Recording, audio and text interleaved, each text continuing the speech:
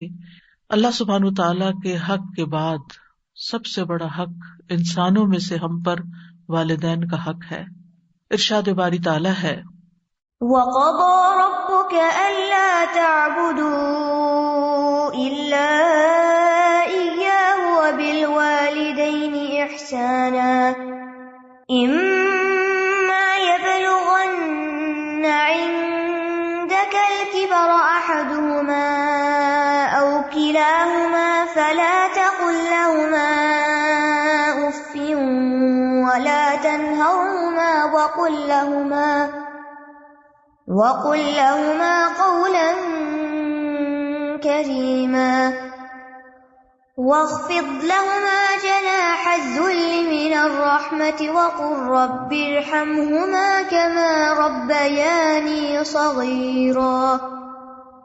اور آپ کے رب نے فیصلہ کر دیا ہے کہ تم اس کے سوا کسی کی عبادت نہ کرو اور والدین کے ساتھ احسان کرو۔ اگر تمہارے پاس ان دونوں میں سے ایک یا وہ دونوں ہی بڑھاپے کی عمر کو پہنچیں تو تم انہیں اف تک نہ کہو اور نہ انہیں جھڑکو، اور ان دونوں سے عمدہ احترام والی بات کہو، اور ان دونوں کے لیے مہربانی سے عاجزی کے بازو جھکائے رکھنا اور کہنا، اے میرے رب ان دونوں پر رحم کیجیے جیسا کہ ان دونوں نے بچپن میں میری پرورش کی ہے۔ وَقَضَىٰ رَبُّكَ، تیرے رب نے فیصلہ کر دیا۔ قضا جب اللہ سبحانہ تعالیٰ کی طرف سے ہو، فیصلہ جب اللہ کا ہو تو وہ قطعی فیصلہ ہوتا ہے، وہ بدلا نہیں جاتا۔ گویا اللہ تعالیٰ نے قطعی حکم دے دیا، فیصلہ کر دیا، کس بات کا؟ کہ اس کے سوا کسی اور کی عبادت نہیں کی جائے گی۔ ہمیں حکم دیا کہ ہم صرف اس کے بندے بن کر رہیں، صرف اسی سے مانگیں، اس سے انتہا درجے کی محبت کریں، اسی سے ڈریں اور صرف اسی کے لیے عاجزی اختیار کریں۔ ہماری نماز، ہماری قربانی، ہمارا رکوع، ہمارا سجدہ، ہمارا قیام، ہمارا قول، ہمارا فعل اسی کی خاطر ہو۔ ہم جو کچھ کریں اسی کی رضا کے لیے کریں۔ توحید کے بعد پہلا سبق پھر ہمیں والدین کے ساتھ احسان کا ملتا ہے۔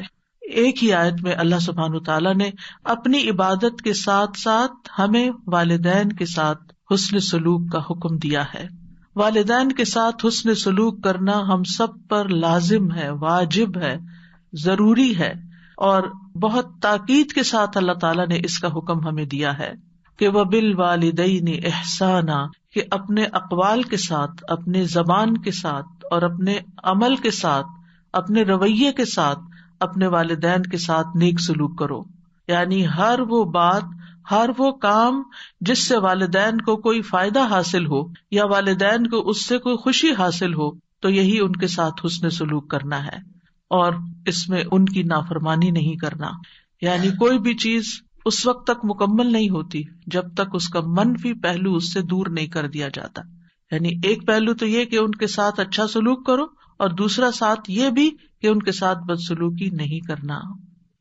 امام ابن الجوزی رحمہ اللہ کہتے ہیں کہ والدین کے ساتھ حسن سلوک اس طرح ہوگا کہ جس چیز کا وہ حکم دے اس میں ان کی اطاعت کی جائے گی جب تک کہ وہ کام حرام یا ممنوع نہ ہو۔ ان کے حکم کو نفلی اعمال پر مقدم کیا جائے گا، یعنی آپ اپنے نفل چھوڑ سکتے ہیں ان کی ضرورت پوری کرنے کے لیے۔ والدین جس کام سے روک دیں اس سے رکا جائے، ان پر خرچ کیا جائے، یعنی اپنا ذاتی کمایا ہوا مال ان پہ لگایا جائے، ان کی خواہشات کو پورا کیا جائے، ان کی خدمت میں انتہائی زور لگا دیا جائے، یعنی اپنی جی جان سے ان کی خدمت کی جائے، اپنے ہاتھ پاؤں سے بھی۔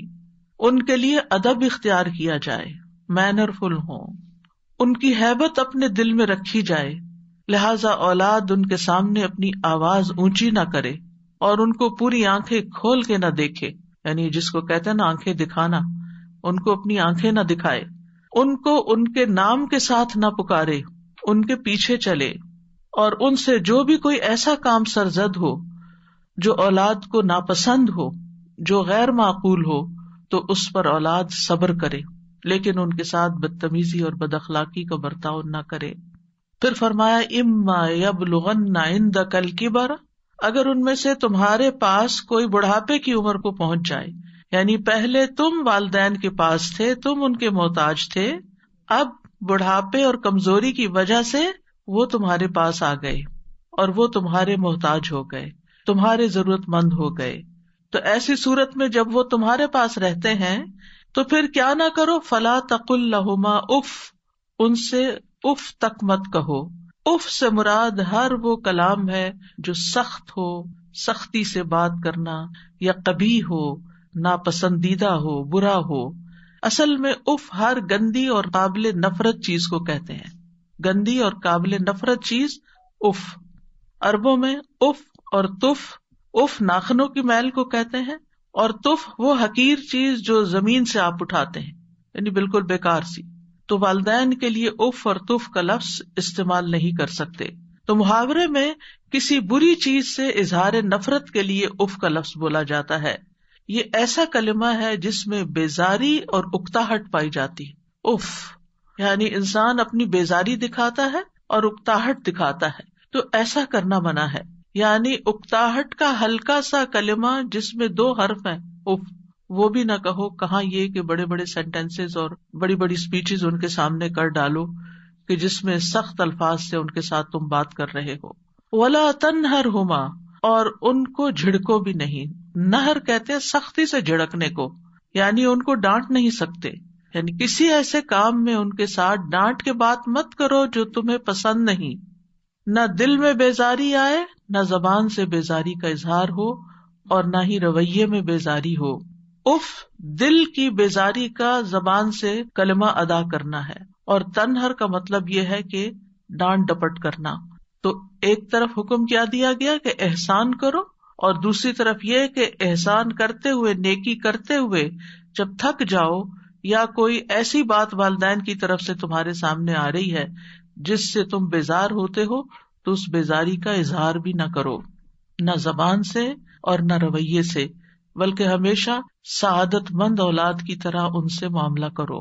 وَقُلْ لَهُمَا قَوْلًا كَرِيمًا، اور ان کے ساتھ بہت اچھی بات کرو، سب سے زیادہ نرم، دھیمی، جس میں ادب ہو، حیا ہو، وقار ہو. یعنی ریسپیکٹ فل مینر میں ان کے ساتھ بات کرو، عزت کے ساتھ بات کرو.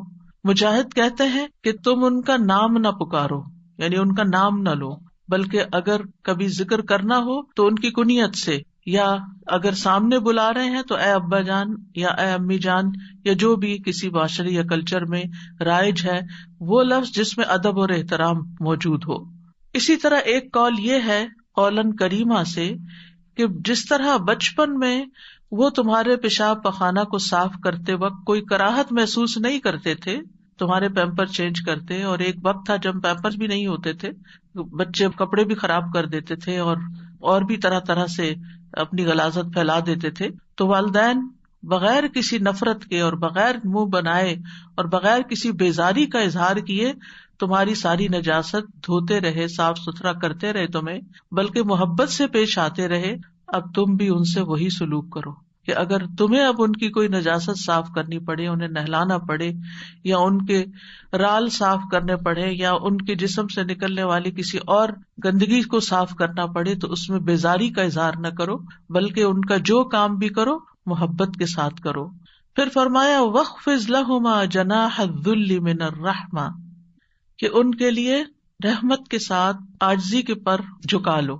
جناح کہتے ہیں پرندے کے پر کو، یا اس کا جو بازو ہوتا ہے اس کے لیے استعمال ہوتا ہے. آپ نے دیکھا ہوگا کہ مرغی جب کوئی خطرہ محسوس کرتی ہے تو وہ اپنے پروں کو کیا کرتی ہے، پھیلا دیتی ہے، اور اپنے بچوں کو اپنے پروں کے نیچے کر کے چھپا لیتی ہے. یہ ہے جناح الذل، یعنی اس میں کیا کرتی ہے، پر تو ویسے اوپر ہوتا ہے نا، تو پھر جو پھیلا کے تو اس کو نیچے لے جاتی ہے، جھکا دیتی ہے اپنے پر. تو تم بھی اسی طرح ان کو پروٹیکٹ کرو. یعنی جب پرندہ اپنے بچوں کی حفاظت کے لیے پروں کو سمیٹتا ہے اور نیچے کرتا ہے، جھکاتا ہے، تو تم بھی اسی طرح ان کے آگے جھکو، ان کے ساتھ اچھا معاملہ کرو، شفقت کا معاملہ، اور ان کی اسی طرح کفالت کرو جیسے انہوں نے تمہاری کفالت کی جب تم چھوٹے تھے. اور دوسرا عمومی معنی یہی ہے کہ جب بھی ان سے بات کرو، معاملہ کرو، تو عاجزی اور انکساری کے ساتھ کرو. آپ نے دیکھا ہوگا کہ پرندہ جب اڑنا چاہتا ہے، بلند ہونا چاہتا ہے، تو پھر بھی وہ اپنے پر پھیلاتا ہے، اور جب نیچے اترتا ہے تو پروں کو نیچے کر لیتا ہے. تو یعنی ماں باپ کے سامنے اونچے نہ ہو بلکہ نیچے رہو، یعنی بازو پست رکھو، تواضع اور عاجزی کے ساتھ ان کے سامنے بیٹھو، بات کرو. اور اس میں اس بات کی طرف بھی اشارہ ہے کہ جس قدر کوئی اپنے والدین کے لیے عاجزی اختیار کرے گا اللہ تعالیٰ اس کو اتنی ہی بلندی عطا کرے گا. وَقُلْ رَبِّ ارْحَمْهُمَا، اور آپ کہیے کہ اے میرے رب ان دونوں پہ رحم فرما. رحمت کے لفظ میں دین اور دنیا کی تمام برکات شامل ہیں، دین اور دنیا کی ساری برکتیں شامل ہیں. رب ارحمہما کما ربیانی صغیرا، جیسے انہوں نے مجھے بچپن میں پالا تھا، یعنی اے اللہ ان پر ایسی رحمت کر جیسے انہوں نے مجھ پر رحمت کی تھی. اور دوسرا یہ کہ ان پہ رحم فرما کیونکہ انہوں نے بچپن میں میری تربیت کی تھی، مجھے پالا تھا. یہاں انسان کو اس کی بچپن کی حالت یاد کرائی گئی ہے، کیونکہ انسان جب بچہ ہوتا ہے تو انتہائی ڈپینڈنٹ ہوتا ہے، اپنا کوئی کام خود نہیں کر سکتا، اپنے جذبات کا اظہار بھی زبان سے نہیں کر سکتا. تو اس طرح انسان کو اس کی کمزوری اور اس کے بچپن کی حالت یاد دلا کر اس کے دل میں شفقت پیدا کی جا رہی کہ تم بھی اپنے والدین کے لیے ایسی شفقت کا اظہار کرو.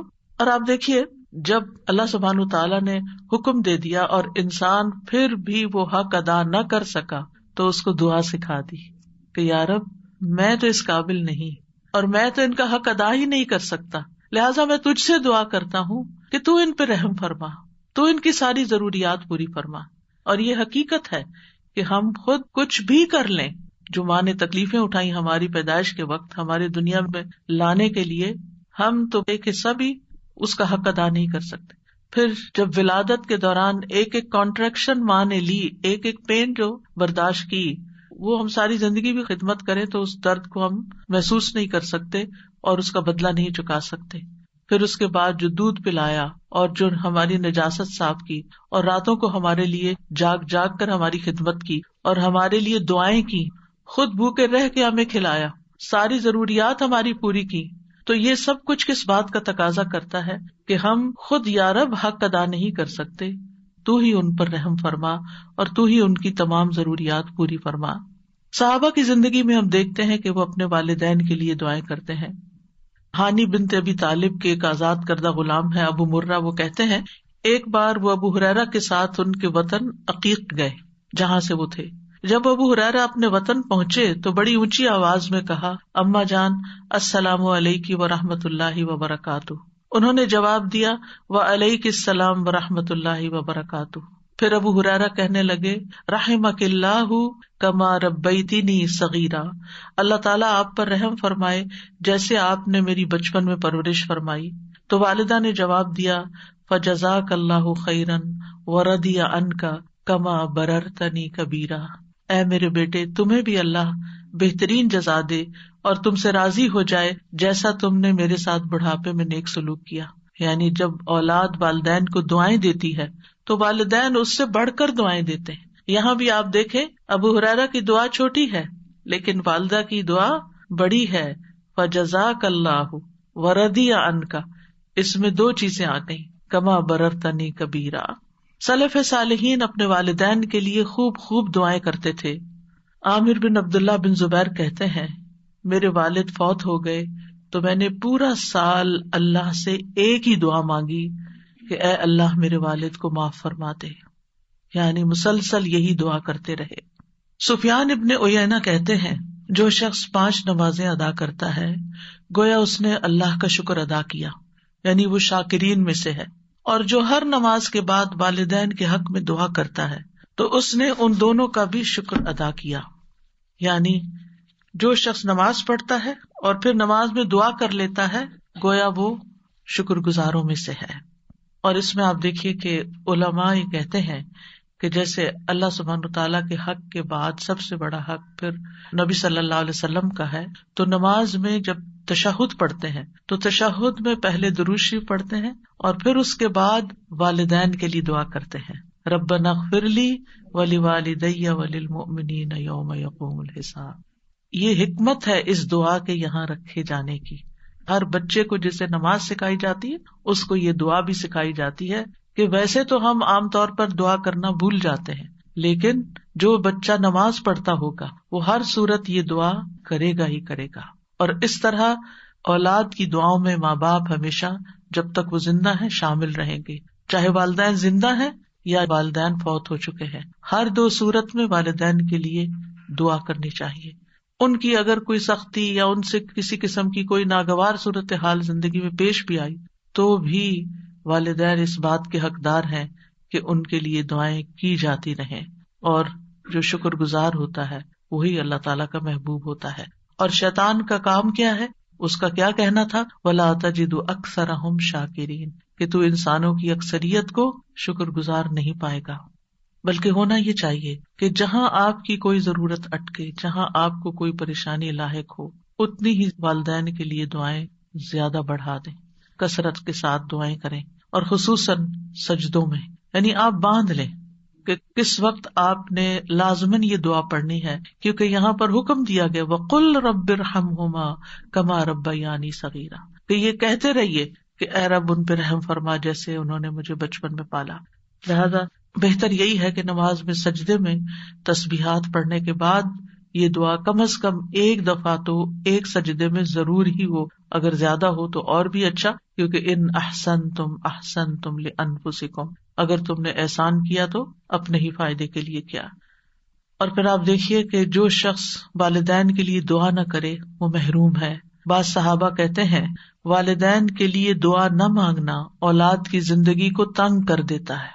بعض اوقات بچوں کی جاب نہیں لگتی، بعض اوقات ان کی شادی نہیں ہوتی، بعض اوقات ان کو اور طرح طرح کی مشکلات پیش آتی ہیں.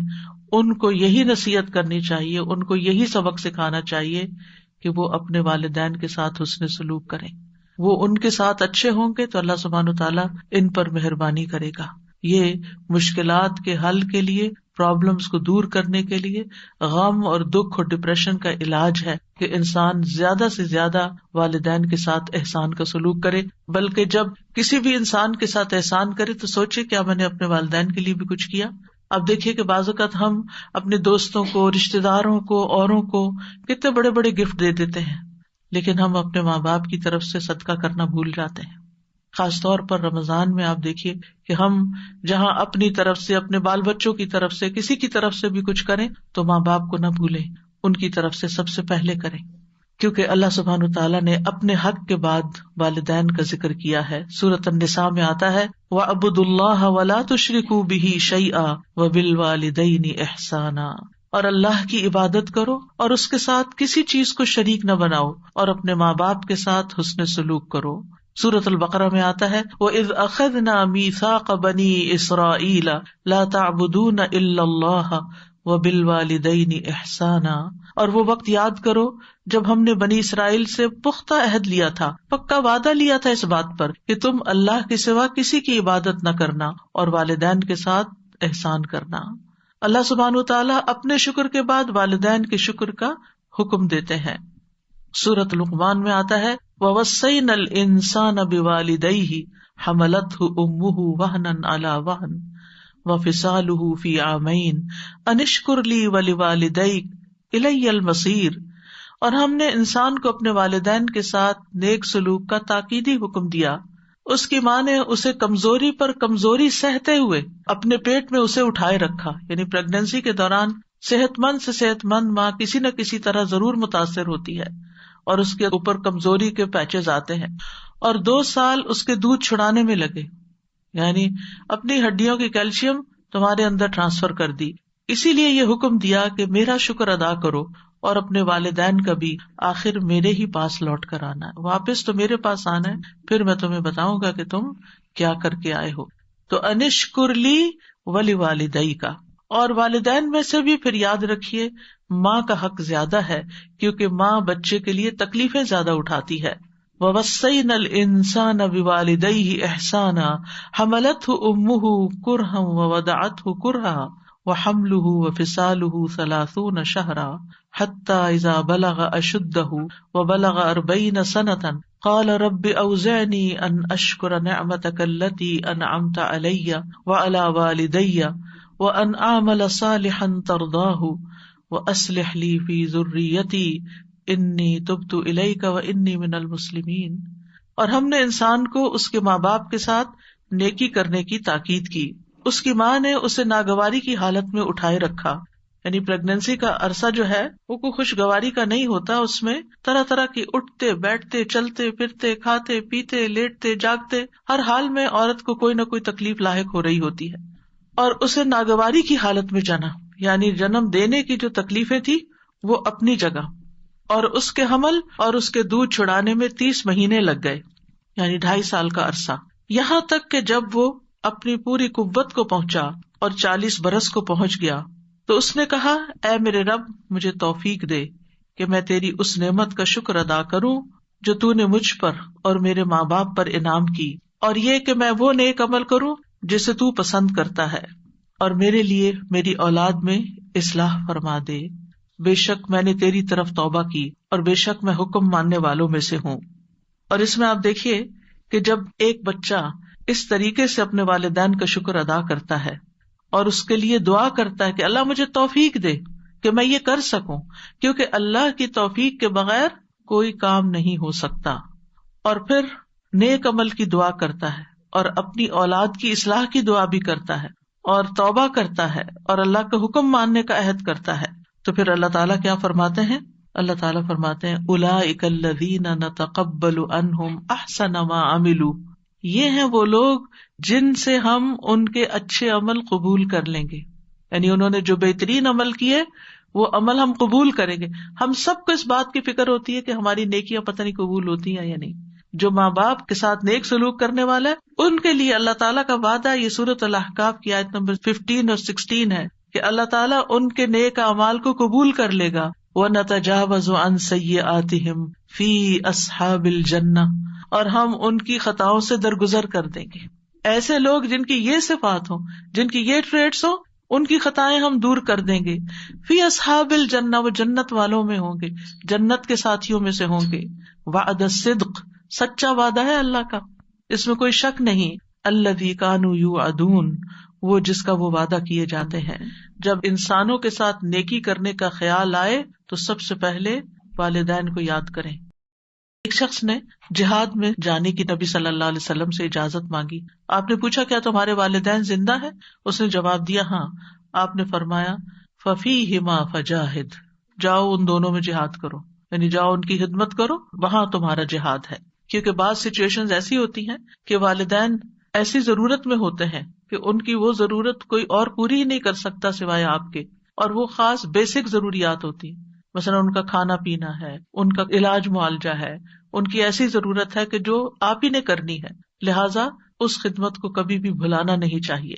پھر اسی طرح نفل عبادت سے زیادہ والدین کا حق ہے. مثلا اگر والد یا والدہ کرا رہے ہیں اور ان کو کسی دوا کی ضرورت ہے، یہ جسم دبانے کی ضرورت ہے، یہ واش روم لے جانے کی ضرورت ہے بیماری کی حالت میں، اور آپ کے میں نفل پڑھ کے آؤں گی، تو یہ نفل کسی کام کے نہیں. پھر آپ کے لیے اس سے بہتر ہے کہ آپ نفل مؤخر کریں، اور اگر وقت نہیں تو اس وقت کو پہلے اپنے والدہ یا والد کی خدمت میں یا ان کی ضرورت پوری کرنے میں لگائیں.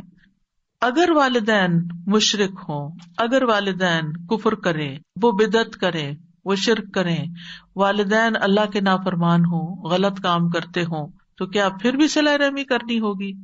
جی ہاں، پھر بھی صلہ رحمی کرنی ہوگی. ابو ہریرہ کہتے ہیں کہ رسول اللہ صلی اللہ علیہ وسلم کا گزر عبداللہ بن ابی بن سلول کے پاس سے ہوا. وہ ایک جھاڑی کے سائے میں تھا. اس نے کہا ابن ابی کبشہ نے ہم پر غبار اڑا دیا ہے. نعوذ باللہ، نبی صلی اللہ علیہ وسلم کو اپنے رضائی والد کے نام سے پکار رہا ہے، یعنی کہ بے ادبی کے ساتھ. اس کے بیٹے عبداللہ بن عبداللہ نے کہا قسم اس ذات کی جس نے آپ صلی اللہ علیہ وسلم کو عزت دی اور آپ پر کتاب نازل کی، اگر آپ چاہیں تو میں اس کا سر قلم کر کے آپ کے پاس لے آتا ہوں. یعنی اس نے آپ کو اس انداز میں مخاطب کیا ہے، میں اپنے باپ کا گلا اڑا سکتا ہوں آپ کی خاطر. آپ نے فرمایا نہیں، بلکہ تو اپنے باپ سے نیکی کر اور حسن صحبت سے پیش آ. کون تھا؟ عبداللہ بن ابی، جو منافقوں کا سردار تھا، ہر موقع پر نبی صلی اللہ علیہ وسلم کو تکلیف دیتا تھا. تو کیا آپ اس بات کا فائدہ نہیں اٹھا سکتے کہ اولاد ہی کہہ رہی ہے اس دشمن سے جان چھڑاؤ اور ٹھکانے لگواؤ اس کو؟ لیکن نہیں، اس والد کے ساتھ بھی آپ نے حسن سلوک کا حکم دیا. کیونکہ بہت سے بچے جو دین پڑھ جاتے ہیں ماں باپ سے ملنا جلنا چھوڑ دیتے ہیں، یہ کہہ کر کہ نہیں ان کے طور طریقے جو ہیں وہ اسلامی نہیں ہے، وہ بچوں پہ غلط انفلوئنس کرتے ہیں. ٹھیک ہے، آپ احتیاط ضرور کریں، لیکن ان کی ضروریات بھی پوری کریں، اور ان کو اگر کسی بھی خدمت کی ضرورت ہے تو وہ خدمت بھی کریں. مشرک والدین کے ساتھ بھی صلہ رحمی کا حکم ہے. ہاں اگر وہ یہ زور دے کہ تم شرک کرو تو شرک نہیں کرنا، یہ بات ان کی نہیں ماننی، ورنہ دنیا میں ان سے اچھے طریقے سے رہنا ہے. وَإِن جَاهَدَاكَ عَلَىٰ أَن تُشْرِكَ بِي مَا لَيْسَ لَكَ بِهِ عِلْمٌ فَلَا تُطِعْهُمَا وَصَاحِبْهُمَا فِي الدُّنْيَا مَعْرُوفًا. حضرت اسماء کہتی ہیں میری والدہ جو مشرکہ تھیں میرے پاس آئیں، میں نے رسول اللہ صلی اللہ علیہ وسلم سے پوچھا کہ وہ میرے پاس کچھ مالی تعاون کی امید سے آئی ہیں، ان کو کچھ ضرورت ہے، کیا میں اپنی والدہ کے ساتھ صلہ رحمی کر سکتی ہوں؟ یعنی وہ شرک پر ہے لیکن مجھ سے کچھ پیسے چاہتی ہیں. آپ نے فرمایا ہاں اپنی والدہ کے ساتھ صلہ رحمی کرو. یہاں سے ایک اور نقطہ بھی نکلتا ہے کہ بعض اوقات عورت اپنے ذاتی مال میں سے اگر ماں باپ کو کچھ دینا چاہتی ہے تو شوہر صاحب اعتراض کر دیتے ہیں کہ تم ان کو کچھ نہیں دے سکتی، تم ان کو کال نہیں کر سکتی، تم ان کو سلام دعا نہیں کر سکتی. یہ قطع رحمی کی انتہائی بدترین صورت ہے کہ بیوی کو روک دیا جائے کہ ماں باپ کو سلام بھی نہ کرے، بیوی کو روک دیا جائے کہ وہ ان پہ خرچ بھی نہ کرے. اگر اس کا اپنا ذاتی مال ہے ٹھیک ہے، اگر شوہر کا مال ہے تو شوہر سے پوچھنا ہوگا، لیکن اگر اس کا اپنا ذاتی مال ہے، کوئی ذاتی چیز ہے، کوئی اس کے کپڑے ہے، جیولری ہے، کوئی کیش ہے، وہ اپنی والدہ کو دینا چاہتی ہے تو اس کو اسلام نے کھلی اجازت دی ہے کہ وہ ان کو دے سکتی. یہاں آپ دیکھیں نبی صلی اللہ علیہ وسلم حضرت اسماء کو اجازت دے رہے ہیں کہ وہ اپنی مشرک والدہ کے ساتھ حسن سلوک کریں، ان کو مال دیں. تو پھر مسلم والدین کا کتنا حق ہوگا. اور پھر اگر کسی بھی وجہ سے عورت ہو یا مرد، یہاں حضرت اسماء ایک عورت ہے اور وہ اپنی والدہ کو دینا چاہتی ہیں تو ان کو اجازت دی گئی. اس لیے مرد حضرات کو ایسی پابندیاں نہیں لگانی چاہیے کہ جس میں وہ قطع رحمی کروائیں اور خود بھی گناہ گار ہوں اور بیوی کو بھی گناہ گار کریں، کیونکہ والدین کے حقوق کا بدلہ کبھی بھی چکایا نہیں جا سکتا، چند سکوں کے ساتھ نہیں چکایا جا سکتا، تھوڑا سا مال دے کے نہیں چکایا جا سکتا. ابو ہریرہ کہتے ہیں رسول اللہ صلی اللہ علیہ وسلم نے فرمایا بیٹا اپنے والد کے احسانات کا بدلہ نہیں چکا سکتا سوائے اس کے کہ وہ اسے غلام پائے پھر اسے خرید کر آزاد کر دے، یعنی پھر والد کا بدلہ ہو سکتا ہے. والدین سے حسن سلوک کا فائدہ ہمیں خود ہی کو پہنچتا ہے، اور اس میں سب سے پہلی چیز تو گناہوں کی بخشش ہے، جیسے سورۃ الاحقاف کی آیت نمبر 15 سے 18 تک میں نے آپ کے سامنے رکھی کہ جو لوگ اپنے والدین کے ساتھ حسن سلوک کرتے ہیں ہم ان کے اچھے عمل قبول کر لیتے ہیں اور ان کی برائیوں سے درگزر کرتے ہیں، جنت والوں میں سے ان کو کر دیتے ہیں سچے وعدے کے مطابق جو ان سے کیا جاتا ہے. پھر عمر میں برکت اور رزق میں اضافہ ہوتا ہے. کون نہیں چاہتا کہ اس کی عمر میں برکت ہو یا رزق میں اضافہ ہو؟ ہر ایک چاہتا ہے. لہٰذا اگر کوئی یہ چاہتا ہے کہ اس کا بزنس فلرش کرے، اس کی جاب اچھی ہو جائے، اس کے انویسٹمنٹس میں زیادہ انکم ہو، تو اس کو چاہیے کہ ماں باپ کے ساتھ حسن سلوک کرے، ان کا دل راضی کرے، ان کی بات مانے، ان کو خوش کرے. نبی صلی اللہ علیہ وسلم نے فرمایا جس شخص کو یہ بات پسند ہو کہ اس کی عمر میں برکت اور رزق میں اضافہ ہو جائے، یہاں اضافہ ان یزاد لہ فی رزقی، رزق زیادہ ہو جائے، اسے چاہیے کہ اپنے والدین کے ساتھ نیکی کرے اور ان کے ساتھ صلہ رحمی کیا کرے، یعنی ان کے ساتھ تعلق قائم رکھے، رشتہ جوڑ کر رکھے. والدین کی خدمت کا ایک اور فائدہ کیا ہے کہ والدین کے قدموں کے نیچے جنت ہے.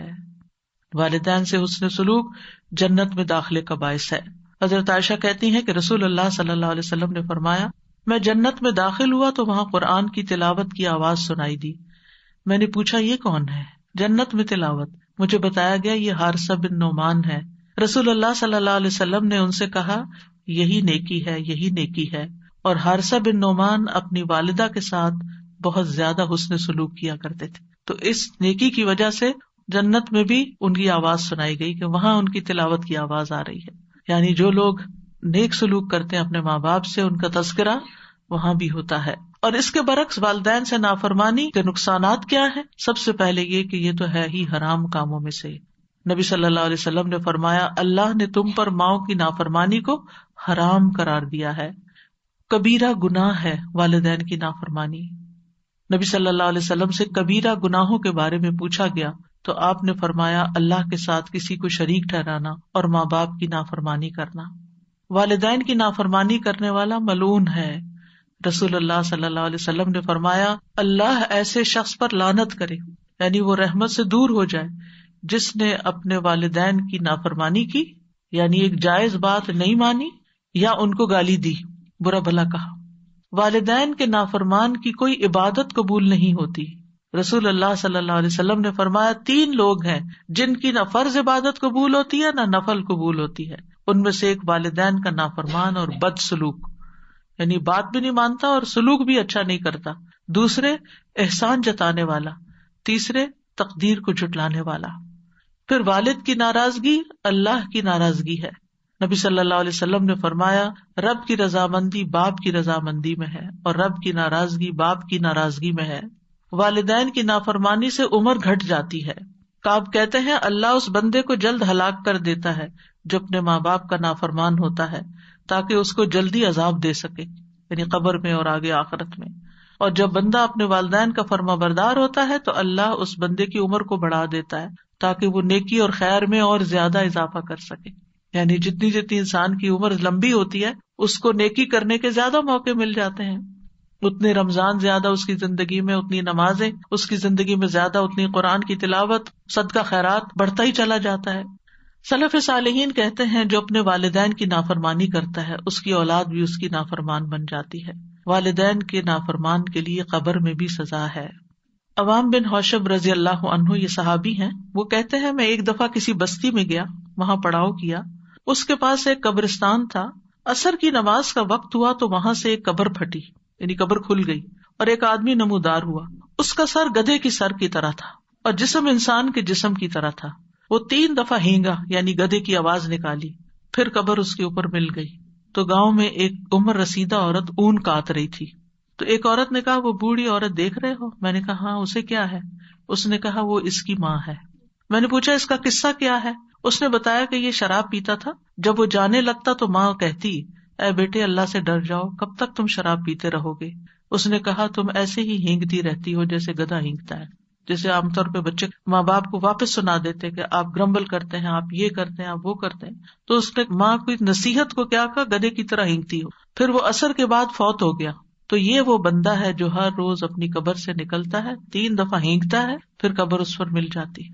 اتنی بڑی عبرت. والدین کی نافرمانی کا نقصان کیا ہے کہ ایسا شخص جنت میں داخل نہیں ہوگا.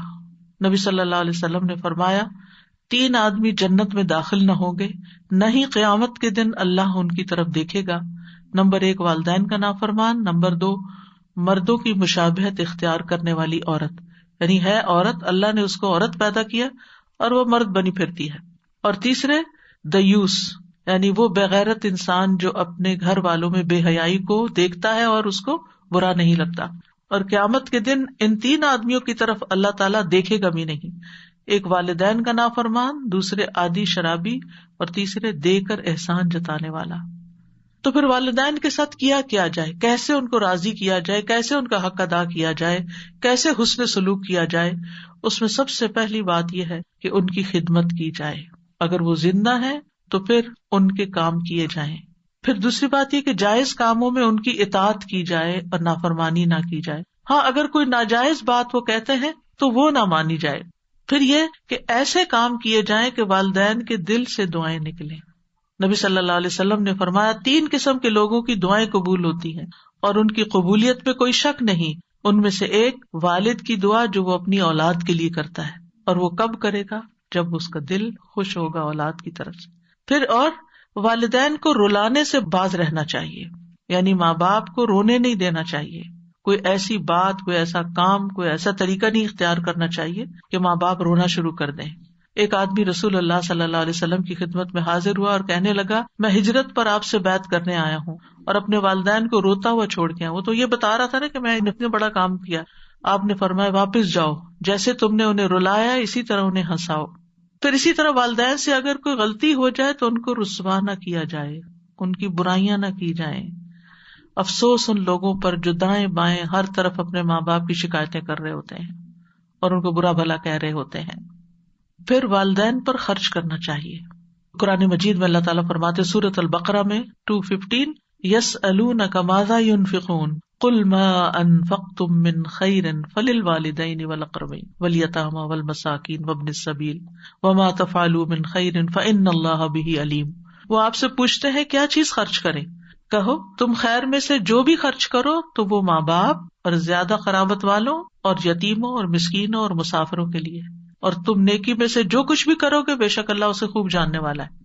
یعنی جب خرچ کرنے لگو تو پہلے ماں باپ کا حصہ، پہلے ان کی ضروریات دیکھو. اگر وہ ضرورت مند ہے تو پہلے انہیں دو اور پھر کسی اور کو دو. بعض اوقات ہم چیریٹی کے کاموں میں خوب دیتے رہتے ہیں، اس مسکین کو دے رہے ہیں، اس غریب کو دے رہے ہیں، اس فقیر کو دے رہے ہیں، اس کام میں لگا رہے ہیں، اس کام میں لگا رہے ہیں، اور ماں باپ منہ دیکھ رہے ہیں، وہ اپنی ضروریات کے لیے ترس رہے ہیں. اور پھر بعض بچے تو ضد لگا دیتے ہیں، وہ فلاں بھائی دے نا، میں ہی کیوں دوں. نہیں، جتنا ان کو دو گے اس سے زیادہ واپس آئے گا تمہارے پاس. پھر بعض یہ کہتے ہیں ان کے پاس تو آلریڈی بہت کچھ ہے، بھلے ہو پھر بھی ہمارا کام ہے دینا. بعض کہتے ہیں ہم ان کو دیتے ہیں پھر وہ آگے صدقہ کر دیتی ہیں، بھلے صدقہ کرتی رہیں. بعض کہتے ہیں ہم ان کو دیتے ہیں اور وہ فلاں خالہ کو یا فلاں پھپھی کو دے دیتی ہیں جن سے ہماری نہیں بنتی. نہ بنے آپ کی، وہ جس کو چاہے دیں. اس میں ہمیں یہ نہیں دیکھنا چاہیے کہ ہماری پسند یا ہماری چوائس کیا ہے یا ہمیں کیا فائدہ ہو رہا ہے اس سے.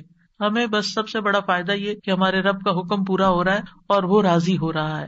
وہ اس پیسے سے آگے جو بھی کرے، الا یہ کہ اگر آپ سمجھے کہ کسی حرام کام میں لگا رہے ہیں تو وہ اور بات ہے، ورنہ ادروائز اگر آپ صدقہ بھی کرنا چاہتے تو آپ ان کے ہاتھ میں دیں، آپ صدقہ کیجیے. اور اگر وہ دنیا سے گزر چکے ہیں تو ان کی طرف سے پھر وہ جو زندگی میں آپ ان کو دیتے تھے نا، تو مرنے کے بعد بھی آپ ان کی طرف سے صدقہ کرتے رہیں. کیونکہ زندگی میں تو والدین کے ساتھ بعض اوقات بچے کہتے ہیں کہ چلو ماں باپ ہم سے خوش ہوں گے تو ہمیں بھی کچھ ملے گا، یا اچھا فیل کرتے ہیں. لیکن جب وہ فوت ہو جاتے ہیں اور آنکھوں سے اوجھل ہو جاتے ہیں اور اپنے ہاتھوں سے ان کو دفنا کے آ جاتے ہیں تو پھر اس وقت ہم آہستہ آہستہ بھولنے لگتے ہیں. نہیں، ان کو تب بھی نہیں بھولنا اور ان کی طرف سے صدقہ خیرات کرتے رہنا ہے. پھر یہ کہ اگر اپنے پاس نہیں تو ایسی صورت میں کمائی کر کے، محنت کر کے ان پہ خرچ کیا جائے.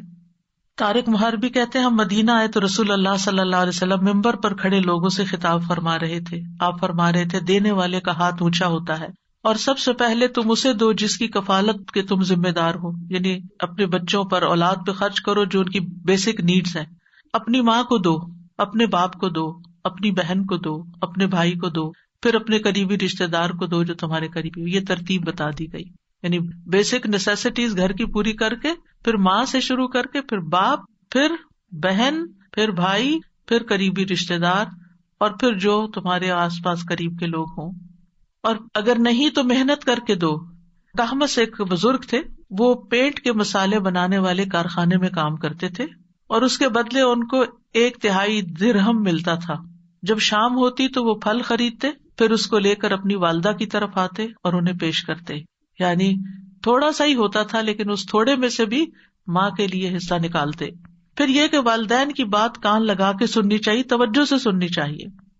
محمد بن سیرین اپنی والدہ کے لیے جب لباس خریدتے تو سب سے زیادہ نرم لباس خریدتے تھے. جب عید آتی تو اپنی والدہ کا لباس خود رنگتے بھی تھے اور اپنی آواز کو کبھی اپنی والدہ پر بلند نہ کرتے تھے. اور وہ اپنی والدہ سے جب بھی بات کرتے ایسا لگتا تھا وہ کان لگا کر ان سے بات کر رہے ہیں.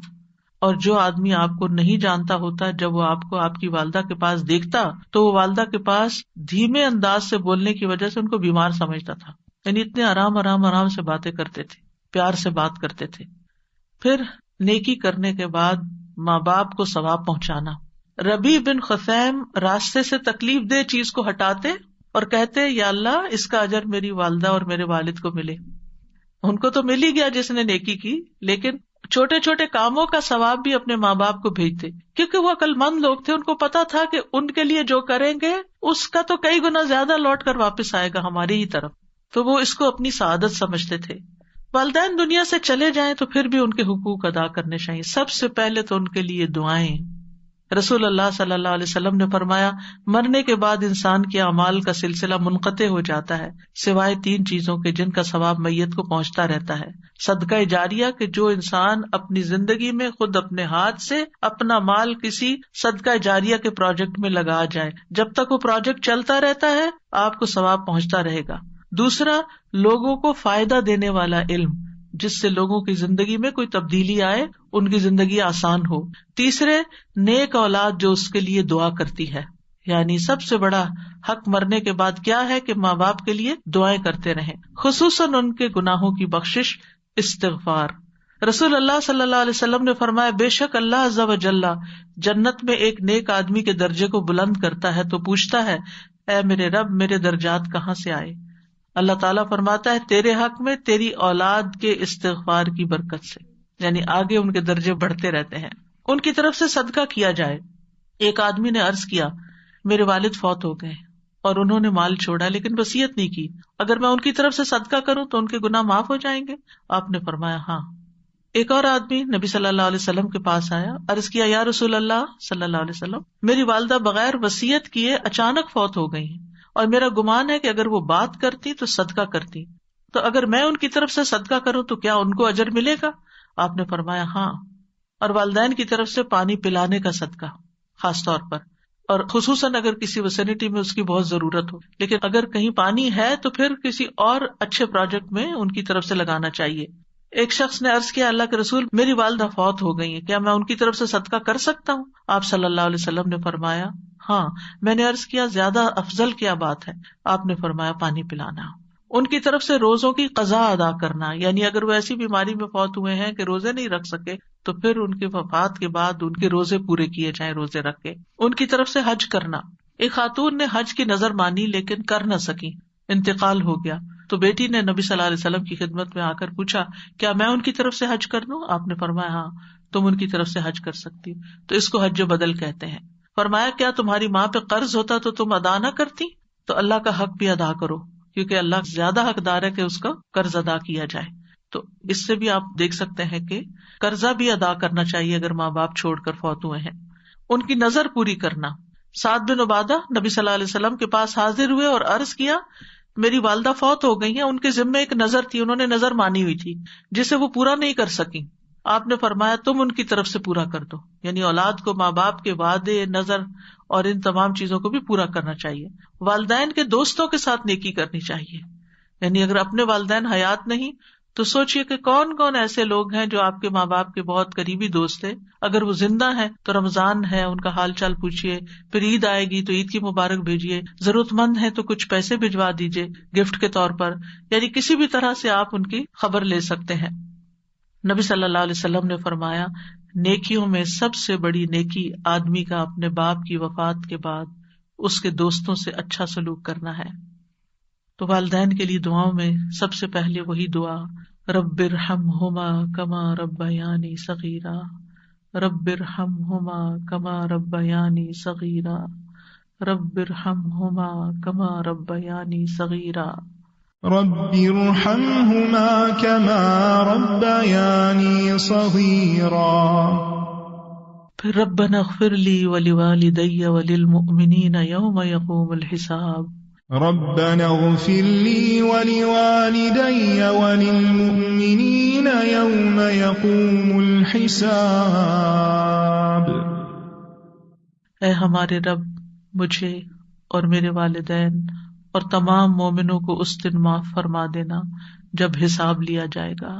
اس دعا سے ہمیں دعا کی ترتیب بھی پتہ چلتی ہے کہ دعا مانگنے والا سب سے پہلے اپنے لیے دعا کرے، پھر اپنے والدین کے لیے کرے، پھر اپنی اولاد کے لیے کرے، کیونکہ عام طور پر ہم جب اولاد والے ہو جاتے ہیں تو ماں باپ کو عموماً اگنور کر دیتے ہیں، ان کو بھول جاتے ہیں یا ان کی خیر خبر نہیں لیتے، اور پھر دعاؤں میں بھی یاد نہیں رکھتے.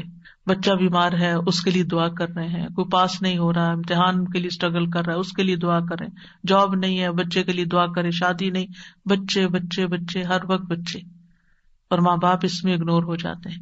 اگر وہ زندہ ہو اور گھر میں ہو تو بھی وہ منہ دیکھتے رہتے ہیں، کب یہ بچوں سے فارغ ہوگی تو مجھے بھی کوئی کھانا پانی پوچھے گی، یعنی عموماً ترتیب یہی ہے. اور اگر ماں باپ بوڑھے ہو جائیں تو پھر اس بات میں بھی لوگوں کو پریشانی لگ جاتی ہے کہ اب ہمارے اوپر ذمہ داری آ رہی ہے، اب ہمیں یہ دیکھنے پڑیں گے. تو ان چیزوں کو اپنی سعادت سمجھنا چاہیے کہ شاید ہماری بخشش کا سبب بن گیا ہے، اور کرنا تو ہوتا ہی ہے، خوش دلی سے کریں، محبت سے کریں تو اجر و ثواب بھی کتنے گنا زیادہ ہو جائے گا. اور پھر آپ دیکھیے کہ دعاؤں میں ایک رحم کی دعا ہے اور دوسرے بخشش کی، یعنی قرآن کی ان دونوں آیتوں سے یہ پتا چلتا ہے کہ ترتیب کیا ہے، رحمت کی دعا اور بخشش کی دعا. یہ خاص طور پر یاد رکھنا ہے کیونکہ بخشش پر ہی دنیا اور آخرت کی کامیابی کا انحصار ہے. استغفار سے ان کے دنیا کے مسائل بھی حل ہوتے ہیں، یعنی جب والدین زندہ ہیں اور ہم ان کے لیے بخشش مانگتے ہیں تو کیا ہوگا؟ ان کی دنیاوی مشکلات بھی آسان ہوں گی، اور اگر فوت ہو گئے ہیں پھر تو بہت ہی زیادہ ضرورت ہے، اور اگر ان کے گناہ معاف ہو چکے آپ کی دعاؤں سے اور ابھی بھی آپ بخشش مانگے جا رہے ہیں تو اب کیا ہوگا؟ درجات بلند ہونا شروع ہو جائیں گے. اور آپ دیکھیے کہ یہ دعا جو ہے ربنا اغفر لی ولوالدی وللمؤمنین یوم یقوم الحساب، یہ کس کی دعا ہے؟ ابراہیم علیہ السلام کی دعا. اللہ تعالیٰ نے اپنے خلیل کے لیے اسی دعا کو خاص کیا. پھر ہے سورۃ النمل میں حضرت سلیمان علیہ السلام کی دعا، رب اوزعنی ان اشکر نعمتک التی انعمت علی وعلی والدی وان اعمل صالحا ترضاہ وادخلنی برحمتک فی عبادک الصالحین. اے میرے رب مجھے توفیق دے کہ میں تیری اس نعمت کا شکر ادا کر سکوں جو تو نے مجھے اور میرے والدین کو عطا کی، اور اس بات کی بھی کہ میں ایسے اچھے عمل کروں جو تجھے پسند ہو، اور اپنی رحمت سے مجھے اپنے صالح بندوں میں داخل فرما. رب اوزعنی ان اشکر نعمتک التی انعمت علی وعلى والدي وأن أعمل صالحا ترضاه وأدخلني برحمتك في عبادك الصالحين. آمین.